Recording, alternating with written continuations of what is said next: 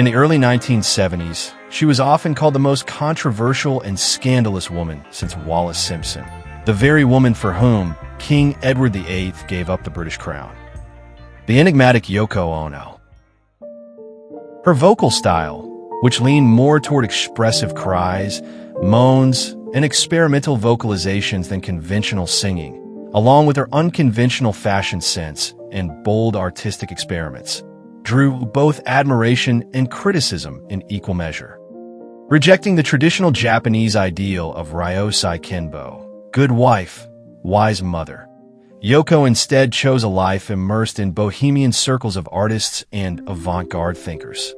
Her performances, including Cut Piece, in which audience members were invited to cut away parts of her clothing with scissors, sparked intense debate long before she met John Lennon. Together with Lennon, she would eventually turn much of their shared life into a form of public artistic expression.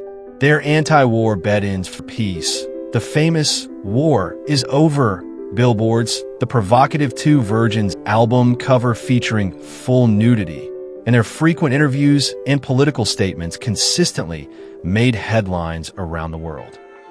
Yet their idealistic public image did not prevent them from enjoying a comfortable and, at times, extravagant lifestyle. Over time, they acquired 6 apartments in the legendary Dakota building. This purchase even inspired Sir Elton John, who was godfather to Julian Lennon, to create a playful variation of Imagine. Imagine 6 apartments. It isn't hard to do. One is full of fur coats, another's full of shoes. According to Elton John, the apartments were filled with artwork, antiques, clothing, and a wide variety of collected treasures. Once Yoko Ono asked Salvador Dali for a strand of his iconic mustache hair, offering $10,000 for it. He didn't want to send her a personal item, much less one of his hairs.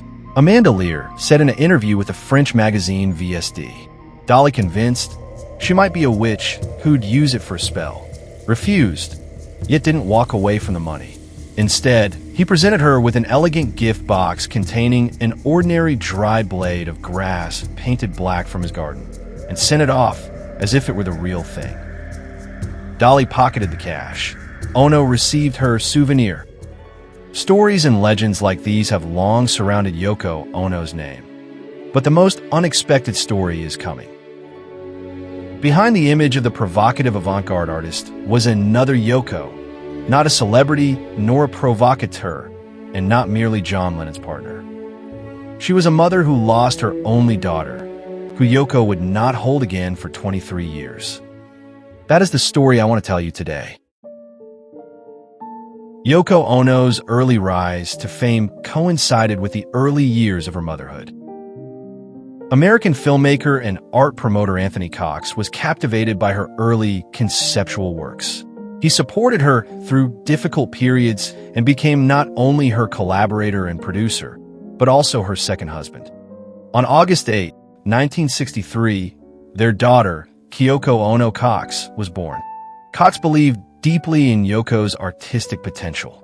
He organized exhibitions, secured gallery spaces, and facilitated introductions within the art world.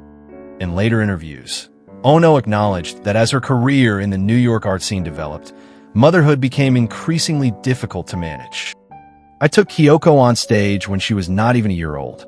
I think my ex-husband was taking care of her more, she said in a documentary by Kevin MacDonald. I just didn't know how to balance it all. In November 1966, Anthony Cox helped prepare Yoko's first major European exhibition at London's Indica Gallery. He worked hard, installing pieces, stretching canvases, and arranging lighting, unaware that this moment would coincide with a turning point in their personal lives. On the eve of the exhibition's opening, a visitor arrived at the gallery who would change everything. That Ono's installation could be deceptive simple for many. In an otherwise empty white room stood a ladder, and from the ceiling hung a magnifying glass. Visitors were invited to climb the ladder and read through the lens a single small word. That word was yes.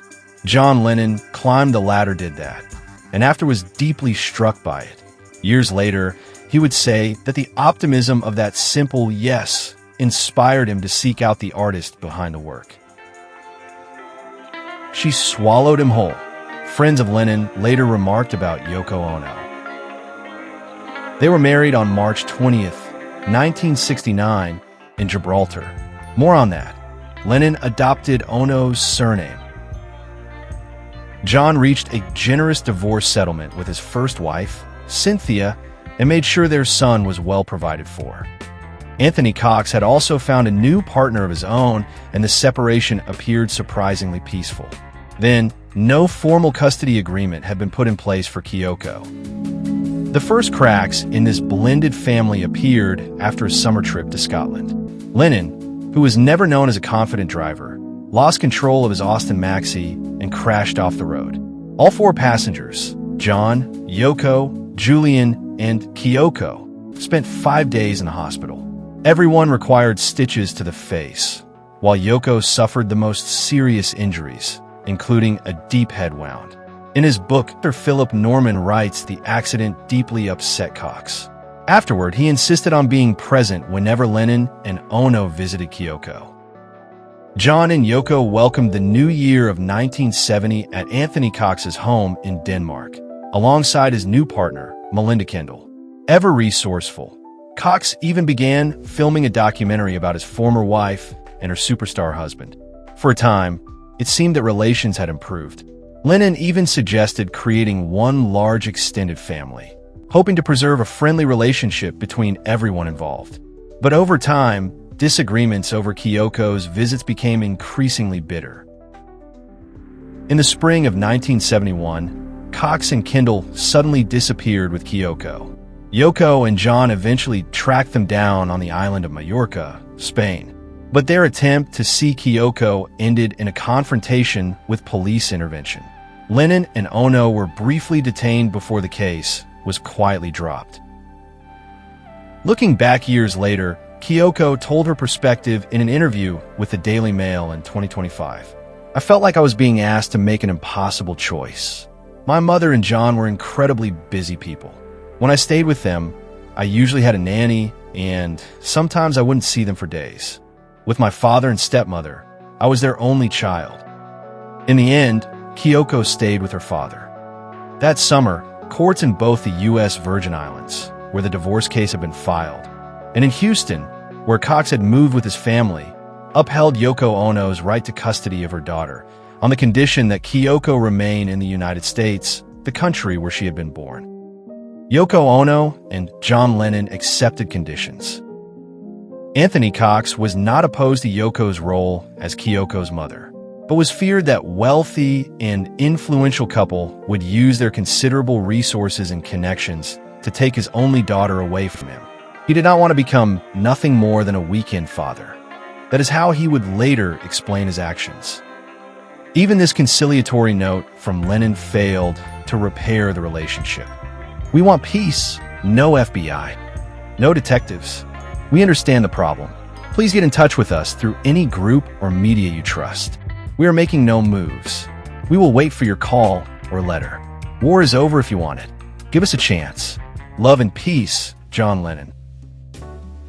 In December 1971, Tony Cox once again declined to comply with the court order requiring him to return Kyoko to Ono. He was jailed for contempt of court, and after his release, Tony, his wife Melinda, and Kyoko disappeared again. This time, they vanished completely. Kyoko was 8 years old. Ahead of her lay 23 long years during which she would not see her mother even once. After her disappearance, the lives of John Lennon and Yoko Ono became one long search. In the first 3 years alone, they spent the equivalent of roughly $2 million in today's money on private detectives, lawyers, and travel expenses. Yoko crossed America, following every possible lead. Lennon, meanwhile, faced the threat of deportation because of an earlier drug conviction and was unable to actively participate in that search. Once flying to San Francisco, Yoko went door to door through an entire apartment building, desperately knocking on doors while bewildered residents looked on. Through her songs, interviews, and public appeals, she kept sending Kyoko the same message. I am looking for you. I love you. Come back if you ever hear me. But neither their songs nor their televised messages ever reached her. Lennon later said that after being separated from her daughter, Yoko struggled with recurring nightmares. She could no longer watch young children on television without breaking into tears. Every child reminded her of the missing Kyoko. Yoko and John pleaded with Anthony Cox to allow Kyoko to have both parents in her life. Cox allowed Kyoko to call her mother only once, on Christmas Day. But when Yoko asked, "So where are you?" Cox ended the call immediately. John Lennon never saw Kyoko again. Just 3 months before his death, he reflected on the situation in an interview with Playboy. It was a classic case of two grown men measuring their egos. It all came down to me trying to dominate Tony Cox. And Tony's attitude was, "You took my wife, but you're not getting my child." After Lennon's death, Yoko received a telegram of condolence from Anthony Cox and Kyoko. It was sent from an unknown location and contained no contact information. It was not until 1986 that Anthony Cox pops up publicly. In his documentary Vainglory, he described in remarkable detail the years he and Kyoko and his wife Melinda had spent those years living within a secluded religious community known as the Church of the Living Word, commonly called the Walk, a movement that attracted artists and many members of the 1960s counterculture. After becoming evangelical Christians, the Cox family was expected to follow the community's leader, John Robert Stevens, without question. Stevens presented himself as a resurrected Jesus, and members were encouraged to end nearly all contact with the outer of that community. Detectives searched for Kyoko in major cities across America, while Cox and members of the Walk hid her among remote farms in Iowa and California. According to Kyoko, she was frightened by overwhelming public attention about John Lennon and Yoko Ono. Life inside the community seemed simpler and safer. Her days were spent cleaning, shelling dried beans, and listening to cassette recordings of Stevens' sermons. Renamed into Ruth Holman, Kyoko did not even realize that simply entire world was searching for her. Meanwhile, Anthony Cox lived with the constant fear that he might one day face criminal charges over the custody dispute, which looked more like a kidnapping. "Today my mother says she never would have sent him to prison," Kyoko recalled in a 2003 interview with People. "But I was a child then and didn't know what would happen. I felt I had to protect my father. He had a lot of problems, and I was his only child. Losing my mother was very painful, but I love my dad too." About 5 years later, despite his promoted status within obscure pseudo-religious organization as a prophet-like elder, Cox was disappointed and eventually ran off the community with only Kyoko, leaving Melinda Kendall behind. That community, later renamed to the Living Word Fellowship, ultimately ended in 2018 after numerous public allegations of serious sexual misconduct scandal. In a 1986 interview with People magazine, Anthony Cox admitted that he no longer held any bitterness toward Yoko Ono. In his view, they had both made mistakes, both suffered, and both paid a high price for the past. Over time, he said, he had come to understand Yoko better. For her part, Ono never pursued legal action against her former husband. For a woman who spent years turning pain into art, the loss of Kyoko remained the deepest wound of all. What helped her move forward was her work, though perhaps not with the expectations to success she had imagined. Yoko recorded albums, performed around the world, and continued creative arts. Of course, John Lennon's legacy always followed her. She built her new life and raised her son. Over time, Yoko became a figure in her own name.